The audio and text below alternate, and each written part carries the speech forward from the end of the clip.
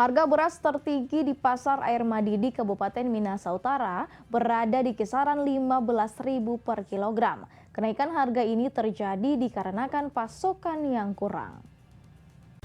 Harga beras di Kabupaten Minahasa Utara melambung sejak 6 bulan terakhir. Harganya pun naik hingga ke level Rp15.000 per kilogramnya. Kenaikan harga tersebut pun mulai dirasakan masyarakat, di mana mereka mengharapkan harga beras kembali ke angka normal. Beras mahal-mahal. Tetap beli. Paling murah beras 11.000 1 liter. So paling murah itu berasnya. Kalau menurut Ibu harga normal yang Ibu suka berapa, Kang?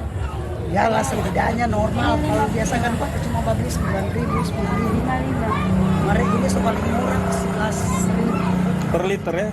Iya. Bu Ani selaku pedagang beras menjelaskan kenaikan tersebut terjadi dikarenakan kurangnya stok beras dan harga yang dibelinya juga mahal.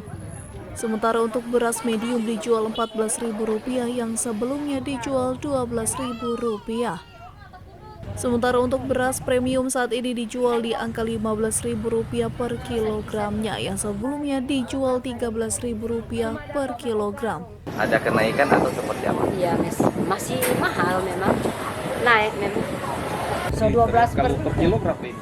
kilo orang jual ini dia 14. Yang paling murah beras apa, Bu? Oh, iya.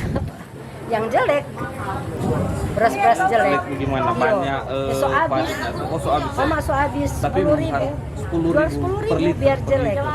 Diketahui kenaikan harga beras terjadi sejak memasuki musim kemarau panjang beberapa waktu yang lalu, yang mengakibatkan beberapa komoditi seperti beras terus merangkak naik.